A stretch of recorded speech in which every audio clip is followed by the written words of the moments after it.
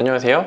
집 없는 CEO 집시입니다. 부동산 관련 책을 4권 정도 읽고 매일 부동산 관련 유튜브를 보고 실제로 공인중개사무소에 가서 상담을 받아보니 현재 부동산 시장이 어떻게 돌아가고 있는지 알게 되었습니다. 지금까지 모은 정보로 현재 부동산 시장 상황에 대해 종합을 해보자면, 첫 번째, 부동산 가격은 사이클대로 움직이기보다 공급과 수요의 원리에 따라 움직인다. 공급이 생기면 가격이 떨어지고 수요가 많아지면 가격은 올라간다. 자, 두 번째, 당분간 서울, 경기도의 공급은 적을 것이다. 고로 부동산 가격은 상승할 것으로 전망된다. 세 번째, 금리가 인상될 것으로 보이지만 양도세 중과 때문에 다주택자들이 물건을 쉽게 내놓지 않을 것이다. 네 번째, 임대차 3법, 전세계약 청구권 때문에 앞으로 전세값 폭등이 예상되고 전세값이 올라가면 부동산 매매 가격 상승에 영향을 끼칠 것이다. 이 정도로 거의 대부분의 전문가들이 향후 몇 년까지 부동산 가격이 상승할 것이라고 전망하고 있고, 저도 그렇게 생각하고 있습니다. 다만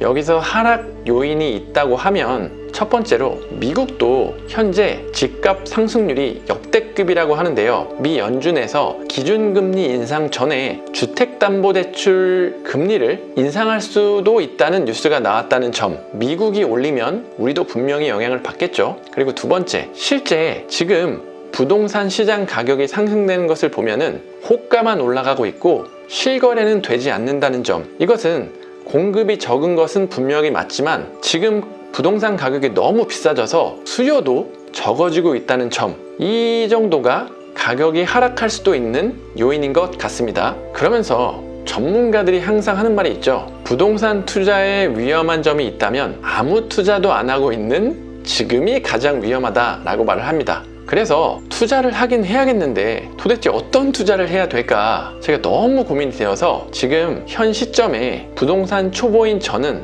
어떤 투자를 해야 되는지에 대해서 몇 가지 선택지들을 정리해 봤어요. 그리고 이것들에 대해서 제가 혼자서 고민하는 것이 아니라 부동산 전문가들 여러분들께 의견을 구해봤습니다. 이미 저보다 전문가 분들의 여러 가지 의견들을 들어보고 종합해보면 가장 베스트인 방법이 생각나지 않을까라는 생각이 들었기 때문입니다. 부동산 전문가들을 만나기 위해서 저는 네이버 익스퍼트라는 서비스를 이용해 봤습니다. 네이버 익스퍼트는 각 분야의 전문가들을 모아놓고 유료로 답변을 받을 수 있도록 만들어 놓은 서비스인데요. 저는 부동산 투자에 관해 이야기해준다는 분들 8명을 리스트업해서 결제를 하고 똑같은 질문들을 보내놓고 답변을 받는 방식을 택했습니다. 응답이 되지 않아서 자동 취소되고 답변을 못 해주신 분들 빼고 총 4분에게 답변을 받았습니다. 답변을 말씀드리기 전에 제가 준비한 질문을 보여드릴게요. 먼저 전문가분들에게 저의 현 상황을 알려드렸는데, 저는 무주택자이고 반전세에 거주를 하고 있고 1억 5천에 월세 30만원, 그리고 부동산 투자할 수 있는 금액은 지금 현금 2억 원 정도가 있고 월 순이익은 최소 1,500만원 정도입니다. 이렇게 현 상황을 알려드리고 제가 지금 고민하고 있는 투자 방법 7가지를 정리해서 의견을 구해봤어요. 첫 번째가 3기 신도시 청약을 기다린다. 저의 청약 점수는 현재 51점입니다. 두 번째, 서울의 10평대 소형 아파트에 투자한다. 그리고 세 번째, 지방 아파트 갭 투자를 한다. 30평대, 저는 여주를 바라본다고 얘기했어요. 자, 네 번째, 주거용 오피스텔, 아파텔에 투자한 다음에 청약을 노린다. 그리고 다섯 번째, 경기도의 구축 아파트에 갭 투자를 한다. 실투자금은 2억에서 3억 정도가 들고 30평대, 제가 선정한 지역은 용인 수지구청 쪽에 매매가 8, 9억 정도, 전세가 6, 7억 정도 되는 아파트를 생각을 했어요. 자, 그리고 여섯 번째, 성남의 아파트 입주권 혹은 재개발에 투자를 한다. 그리고 일곱 번째는 현재 시드머니가 3억 5천 정도인데 돈을 조금 더 모아서 투자를 해본다. 이렇게 7가지에 대해서 질문을 드렸고 각각 부동산 전문가들이 답변을 주셨어요. 그걸 이제 종합 종합해서 말씀을 드려볼게요. 첫 번째 질문, 3기 신도시 청약에 대해서 전문가분들 세 분이 지금 제 점수가 높지 않다고 그 청약은 기대를 크게 하지 말라고 말씀을 해주셨어요. 그리고 한 분은 그래도 청약이 최고다, 청약의 기회를 놓치지 말라, 이렇게 말씀을 해주셨습니다. 그리고 두 번째, 서울 소형 아파트 투자 10평대, 이것에 대해서 다들 한 목소리로 향후 몇 년간은 소폭 상승을 기대할 수 있는데 장기적으로 봤을 때 가격 상승에 대해서는 불확실하다라고 말씀을 해주셨어요. 자, 그리고 세 번째, 지방 아파트 갭 투자에 대해서는 다들 전문 분야가 아니라서 그런지 답변을 못 해주겠다고 해서 답변을 못 들었어요.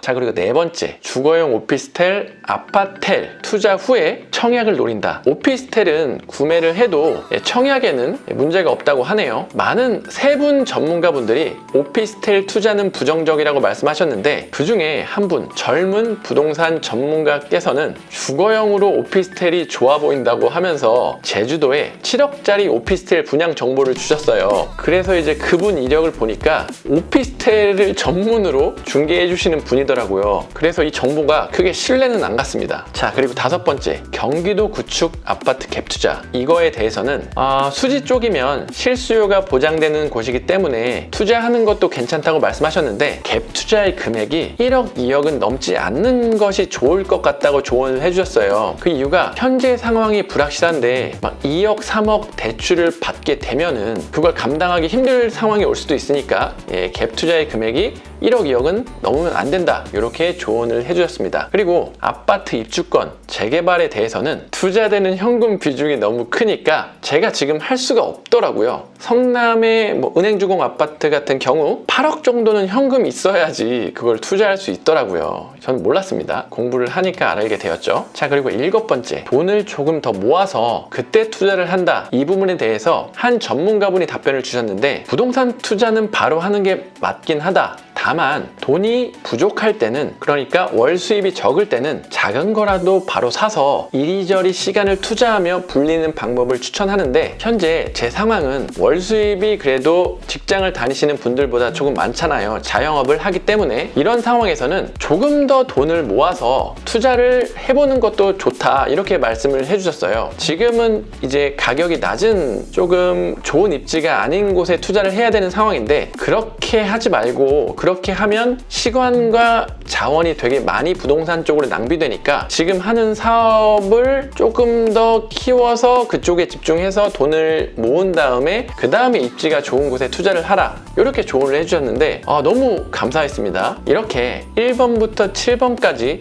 전문가분들의 의견을 듣고 내린 저의 결론은 7번 쪽으로 기울었습니다. 돈을 조금 더 모아서 입지가 좋은 곳에 투자를 한다. 그 이유는 현재 부동산 가격이 상승을 계속하고 있지만 상승률은 지금 이전보다 크게 떨어진 상태고, 또 좋은 투자처를 골라야 하락장이 오더라도 방어를 할 수가 있다고 판단했기 때문입니다. 그렇다고 부동산 공부를 멈추는 게 아니라 지금은 내가 사고 싶은 아파트들의 정보를 모으고 임장을 다니면서 지금 하고 있는 사업을 조금 더 집중하고 수입을 늘려서 시드를 늘리자는 판단을 내렸어요. 제가 여러 부동산 전문가들에게 의견을 구하고 들으면서 느꼈던 게 하나 있는데, 부동산 공부를 하기 전이었으면 그분들이 하는 말씀을 전혀 이해를 못했을 거예요. 그런데 책도 읽고 유튜브로 공부를 하다 보니까 한 90%는 다 알아듣겠더라고요. 아는 만큼 보인다고, 와, 공부를 그동안 한 게 되게 뿌듯하고 앞으로도 더 열심히 관심을 가지고 공부를 해야겠다는 의지를 다졌습니다. 앞으로도 부동산 관련된 공부를 하면서 좋은 정보가 있으면 여러분들께도 나누도록 할 테니까 구독과 좋아요 눌러주시면 감사하겠습니다.